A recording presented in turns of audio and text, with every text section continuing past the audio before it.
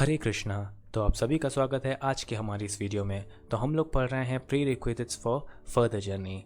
तो जैसे कि आप लोगों ने 31 अगस्त 2020 का जो अनाउंसमेंट वीडियो देखा होगा, उसमें आप लोगों को पता चला होगा कि ये जो चैप्टर 3 है उसके लिए हम लोग TTS सीरीज़ फॉलो करेंगे, that is Tuesday, Thursday and Saturday series. तो आज ट्यूसडे है और डे नंबर 106 है। तो प्री रिक्विजिट्स का जो सेशन है ये सेशन नंबर 4 है और इसमें हम लोग योगा लेडर के बारे में ही कंटिन्यू कर रहे हैं और ये वीडियो पार्ट 3 है। तो योगा लेडर में हमें जितना पता चला कि उसमें 6 रंग्स हैं और वी ऑलरेडी डिस्कस्ड रंग नंबर 1 एंड रंग नंबर 2। हम लोगों ने एनिमल लाइफ और कर्म कांड के बारे में पढ़ लिया है। टुडे वी विल डिस्कस रंग नंबर 3, दैट इज़ कर्म योगा। तो पहली बार हमने इस योगा लेडर की जो ये सीरीज़ है इसमें हमने योगा शब्द यूज़ किया है। तो अब देखते हैं आखिर ये योगा वर्ड का मीन्स क्या है। वैसे बहुत लोग कहते हैं कि योगा का जो मीन्स है, योगा वर्ड का जो मीन है वो है यूनाइट, टू यूनाइट। लेकिन इस वर्ड से कभी कभी लोगों को कन्फ्यूज़न हो जाता है। क्या कन्फ्यूज़न हो जाता है? वो ये सोचने लगते हैं कि अच्छा ये सोल का सुपर सोल से यूनियन का मतलब वो लोग मिक्स समझने लगते हैं कि मिक्स हो जाएंगे भी। लेकिन हम लोगों को पता है, हम लोगों ने चैप्टर 2 पढ़ा हुआ है कि मिक्स नहीं होते, सोल कभी मिक्स नहीं होती है, क्योंकि अगर मिक्स हो जाएगी तो उसकी आइडेंटिटी जो है वो लॉस्ट हो जाएगी। और साथ में हमें ये भी पता है कि सोल अघुलनशील है, वो मिलती नहीं है, घुलती नहीं है।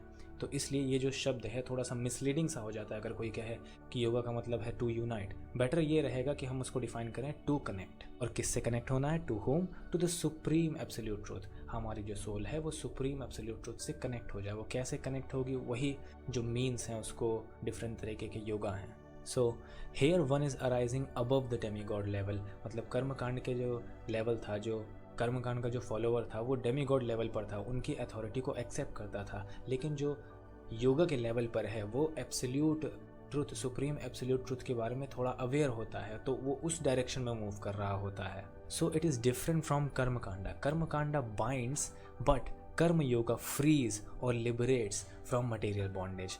कर्मकांड जो है वो मटेरियल बॉन्डेज में बाइंड करता है, क्योंकि हम जानते हैं कि उसमें सेंस ग्रेटिफिकेशन इन्वॉल्व होता है, भले वो रेगुलेटेड वे में होता है। ये एक इंपॉर्टेंट बात है कि कर्मकांड में रेगुलेटेड वे में सेंस ग्रेटिफिकेशन होता है, लेकिन एनिमल लाइफ में वही चीज़ अनरेगुलेटेड वे में हो जाती है। तो कर्मकांड binds but karma yoga frees और लिबरेट्स फ्रॉम मटेरियल बॉन्डेज। तो कर्म योग में दो चीज़ होती हैं। पहली है सकाम कर्म। इसमें क्या होता है, जो पर्सन है वो attached with both work and results, दोनों से अटैच्ड होता है, but detached from some little portion of result. इसके एग्जाम्पल के थ्रू मैं आपको समझाने की कोशिश करता हूँ कि मान लीजिए किसी एक व्यक्ति की जो मंथली सैलरी है वो है 1 लाख रुपीज़, ठीक है।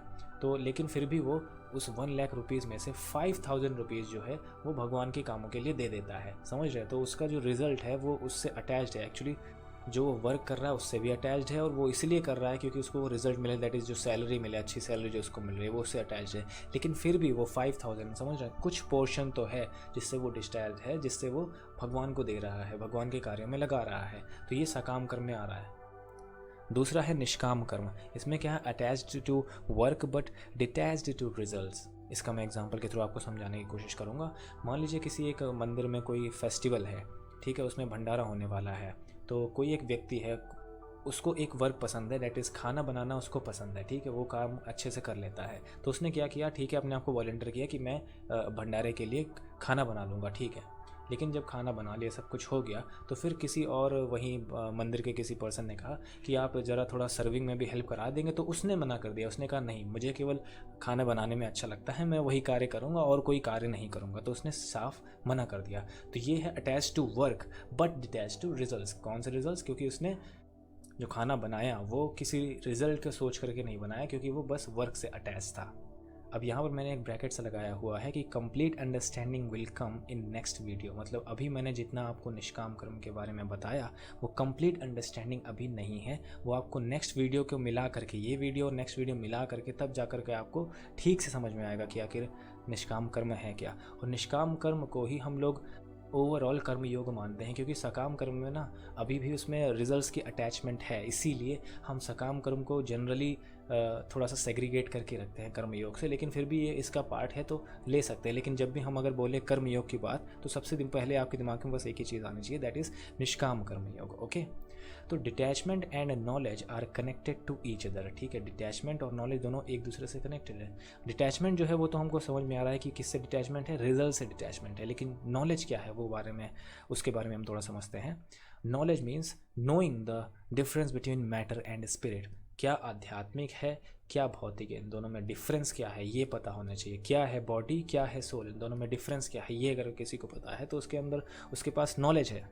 यही शास्त्र हमारा कहता है। हमारा शास्त्र बल्कि ये कहता है कि जो आप मटेरियल की नॉलेज अगर ले रहे हो वो अविद्या है, उसको विद्या मानता ही नहीं है। लेकिन हम लोग अपने जीवन में अभी तक की जितना भी नॉलेज मोस्टली लेते हैं अपने स्कूल्स कॉलेजेस में, वो सारा अविद्या लेते हैं, लेकिन फिर भी हम लोग उसको नॉलेज कहते हैं। लेकिन हमारा जो शास्त्र है वो उसको नॉलेज नहीं कहता है। So, when somebody does not work for results, then the person goes nearer to the realization of soul. अगर कोई रिजल्ट्स के लिए कार्य नहीं करता है तो वो सोल के रियलाइजेशन के करीब जाता है। ऐसे कैसे जाता है इसको समझते हैं।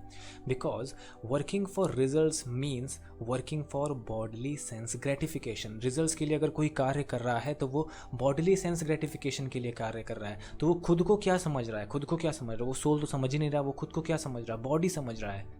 तो यही तो अज्ञानता है। तो अगर कोई रिजल्ट से डिटैच्ड है तो इसका मतलब वो किस चीज़ से डिटैच्ड है, वो बॉडीली सेंस ग्रेटिफिकेशन से डिटैच्ड है। मतलब वो ऐसे कोई कार्य नहीं कर रहा है जिससे वो इस बात पर उसके अंदर मन में ट्रिगरिंग हो, उसको बार बार ऐसा बिलीव हो कि हाँ वो बॉडी है। तो कोई भी ऐसा कार्य नहीं होगा अगर वो डिटैच्ड हो जाएगा रिजल्ट से, जो उसको बार बार ऐसे याद दिलाए कि तुम सोल नहीं बॉडी हो, बॉडी हो।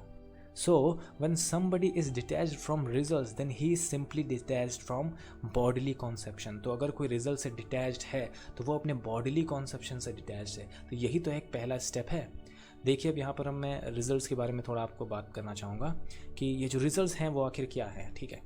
मनी, नेम, फेम, पावर, समझ रहे हैं। ये इटसेल्फ खुद या फिर उनके एप्लीकेशन, मतलब इनकी वजह से, मनी की वजह से, नेम की वजह से, फेम की या पावर की वजह से, इन सब की वजह से जब कोई अपने सेंसेस को ग्रेटिफाई करता है, मतलब फील गुड होता है उसके सेंसेस को, जिसमें सेंसेस में हमारा माइंड भी इन्वॉल्व है, मतलब हमारा मन भी इन्वॉल्व है, क्योंकि नेम फेम से तो मन को ही बूस्टअप सा मिलता है ना, मन को ही तो फील गुड सा होता है ना। तो ये पूरा सेंस ग्रेटिफिकेशन में आ रहा है। तो ये जो रिजल्ट्स हैं वो सेंस ग्रेटिफिकेशन से बहुत अच्छे से लिंक्ड हैं, पूरी तरीके से लिंक्ड हैं। So sense gratification makes one believe I am body, जो अभी मैंने आपको पहले बताया।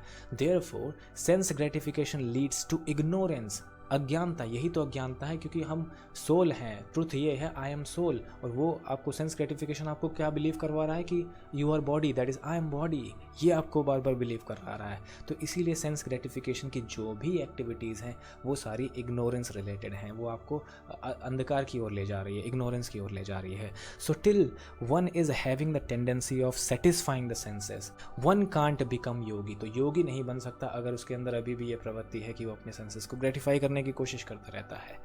That is not fit for the path of spirituality, the path to absolute truth. तो जब तक कोई ऐसे करता है तो वो स्पिरिचुअलिटी के पाथ के लिए अच्छा नहीं है, तो वो इस पाथ पर आगे नहीं बढ़ सकता है। Detached from results for one's own sense gratification, ये बात बहुत इंपॉर्टेंट है यहाँ पर कि वो जो रिजल्ट से डिटैच्ड है वो किस वे में डिटैच्ड है, वंस ओन सेंस ग्रेटिफिकेशन, खुद के सेंस ग्रेटिफिकेशन के रिजल्ट से डिटैच्ड है। ये बहुत बड़ी बात होने वाली है जो कि नेक्स्ट वीडियो में भी कनेक्ट होगी, आपको मैं बताऊंगा। So the question is for home one should perform the Karma, फिर वो कर्म किसके लिए करे, समझ रहे हैं। अब उसको अपने सेंस ग्रेटिफाई करने के लिए नहीं करना है, तो फिर आखिर किसके लिए करना है। क्योंकि देखिए playing football without goal post is foolishness. आप फुटबॉल खेल रहे हो और कोई गोल पोस्ट ही नहीं है, तो आपको ये जो फुटबॉल है कहाँ लेके जाना है आपको पता ही नहीं। बस आपको इतना पता है कि किक करके लेके जाना है, लेकिन कहाँ लेके जाना है ये तो पता ही नहीं। उसी तरह जैसे यहाँ पर आपको समझ में आ रहा होगा, ठीक है रिजल्ट से डिटैच हो गए, लेकिन डिटैच हो गए तो किसके लिए फिर कार्य करें। तो कंप्लीट इन्फॉर्मेशन अभी यहाँ नहीं मिल रही है ना, कुछ लैक है, लेकिन कुछ इन्फॉर्मेशन यहाँ पे मिल रही है कि आखिर जो हम डिटैच हुए उसका रीज़न क्या है, towards the path of spirituality, that is towards the path of absolute truth. तो ज़रूर इसका कुछ कनेक्शन एब्सोल्यूट ट्रूथ से है कि हम किसके लिए कार्य करने वाले हैं। इसके बारे में हम जो नेक्स्ट वीडियो आएगा उसमें कम्प्लीटली डिस्कस करेंगे, तब हमें पता चलेगा कि इसके बारे में मैं क्या कहना चाहता हूँ और पूरी अंडरस्टैंडिंग क्या है। इसीलिए मैंने यहाँ पहले आपको बताया हुआ है कि complete understanding will come in next video, okay. So 3 levels of realising the absolute truth, परम सत्य को 3 लेवल्स में रियलाइज़ किया जाता है। कभी कभी लोग इसको ऐसे भी कह देते हैं कि 3 प्रकार के भगवान हैं, मतलब कभी कभी लोग इसको ऐसे भी कह देते हैं कि जो एब्सोल्यूट ट्रूथ है वो 3 प्रकार का है। जो एब्सोल्यूट ट्रूथ है वो एक ही होता है, बस उसको लेवल्स 3 है कि आप किस लेवल में उसको रियलाइज़ करते हो। तो कुछ रियलाइज़ करते हैं ऑल परवेडिंग इम्पर्सनल ब्राह्मण, जिसको ब्रह्म ज्योति भी कहते हैं। कुछ रियलाइज़ करते हैं परमात्मा, मतलब जो सभी के हृदयों में बैठा हुआ है जो परमात्मा, उसको रियलाइज़ करते हैं। लेकिन फिर कोई रियलाइज़ करता है पर्सनल, पूरा फॉर्म के साथ भगवान रियलाइजेशन जिसको कहते हैं। तो पहला रियलाइजेशन एक है इम्पर्सनल रियलाइजेशन, देन परमात्मा रियलाइजेशन, देन भगवान रियलाइजेशन। तो इन तीनों में आखिर डिफरेंस क्या है, इसको हम दो एग्जांपल से समझने की कोशिश करेंगे। एक बहुत ही छोटा सा एग्जांपल है, नॉर्मल सा, जहाँ यहाँ पर मैं एक एग्जांपल ले रहा हूँ डॉक्टर विवेक बिंद्रा जी का, ठीक है। उनकी कंपनी है एक बड़ा business company, okay. So doctor Vivek Bindra manages बड़ा business company, okay. So when you enter, ध्यान दीजिएगा, you enter in the company's office, आप उनकी कंपनी के ऑफिस में एंटर कर रहे हैं। You can see doctor Vivek Bindra in all pervading with in the company through his laws, policies, mission, culture and activities that happen within the company। तो आप जैसे ही उनकी कंपनी में एंटर करेंगे तो आप डॉक्टर विवेक बिंद्रा को देख सकते हैं ऑल परवेडिंग फॉर्म में। कैसे कि जो भी कंपनीज में जो भी लॉज हैं वो उनके बनाए हुए हैं, जो भी पॉलिसीज़ हो रही है वो उनकी बनाई हुई है, जो भी मिशन है पूरी कंपनी का वो उनका बनाया हुआ है, जो कल्चर है वो उनका है, जो भी activities, every single activity is governed by doctor Vivek Bindra. तो आप देख सकते हैं कि डॉक्टर विवेक बिंद्रा एक ऑल परवेडिंग फॉर्म में है। So you can feel the presence of impersonal doctor Vivek Bindra. यही चीज़ एकदम this same thing with reference to the apps. इस एग्जाम्पल में मैं डॉक्टर विवेक बिंद्रा की बात कर रहा हूँ, तो वहीं पर आप एब्सोल्यूट ट्रूथ को रखोगे तो ये जो रियलाइजेशन है इस रेफरेंस में उसको कहते हैं ब्राह्मण realisation. Now when he guides, यानी जब डॉक्टर विवेक बिंद्रा गाइड करते हैं any of his company member, यहाँ पर आप क्या हो, कंपनी मेंबर हो और आपको वो पर्सनली गाइड कर रहे हैं, ठीक है, एक फॉर्मल वे में आपको गाइड कर रहे हैं, ठीक है। जो भी कंपनी के जो भी कंपनी के कार्य हैं उसमें आपको वो पर्सनली गाइड कर रहे हैं किसी एक चीज़ में। This same thing with reference to the absolute truth is called परमात्मा रियलाइजेशन। आगे बढ़ते हैं।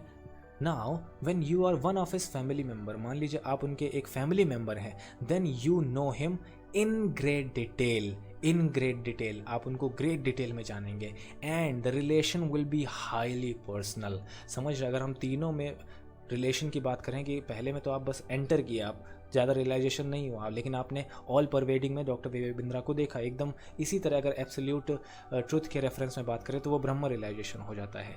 लेकिन फिर मान लीजिए डॉक्टर विवेक बिंद्रा आपको पर्सनली गाइड कर रहे हैं, आप अगर उनकी कंपनी के मेंबर हैं, तो उस वे में आपका जो उनके रिलेशन है और उस वे में जिस तरह आप डॉक्टर विवेक बिंद्रा को देखते हैं उसी तरह रियलाइजेशन जो होता है वही एब्सोल्यूट ट्रुथ का परमात्मा रियलाइजेशन होता है। और फिर मान लीजिए आप उनके फैमिली मेंबर बन गए, आप उनके मान लीजिए फादर हैं, मान लीजिए आप उनकी मदर हैं, मान लीजिए आप उनके सन हैं या डॉटर हैं, या मान लीजिए आप उनकी वाइफ हैं, समझ रहे हो। तो आप अगर उनके फैमिली मेंबर हैं तो आप उनको ज़्यादा डिटेल में जानेंगे, ग्रेट डिटेल में जानेंगे कि वो एज अ पर्सन कैसे हैं, and the relation will be highly personal. So this same thing with reference to the absolute truth is called भगवान रियलाइजेशन। एकदम इसी वे में जो रियलाइजेशन एब्सोल्यूट ट्रुथ के रेफरेंस में होती है उसको कहते हैं भगवान रियलाइजेशन। तो ये एक मेथड 1 था जिससे मैंने आपको समझाने की कोशिश की कि ऑल परवेडिंग इम्पर्सनल ब्राह्मण परमात्मा भगवान में क्या डिफरेंस होता है। सिमिलरली एक दूसरा तरीके से मैं आपको समझाने की कोशिश करूंगा जिसमें हम लोगों ने साथ में क्या कहते हैं, जब फर्स्ट चैप्टर हम लोग भगवद गीता का पढ़ रहे थे तो श्रील प्रभुपाद जी ने अपने पर्पट में भी इसी वे में समझाने की हम लोगों को कोशिश की थी। तो जो 3 लेवल्स हैं, that is level 1, level 2 and level final. So level 1 में अगर कोई सन की स्टडी कर रहा है, ठीक है, तो रियलाइजिंग सन्स रेज, आपने केवल सन्स की रेस को पहचाना, उसके बारे में समझा, तो ये एकदम उसी तरह है कि किसी ने ब्राह्मण रियलाइजेशन कर लिया।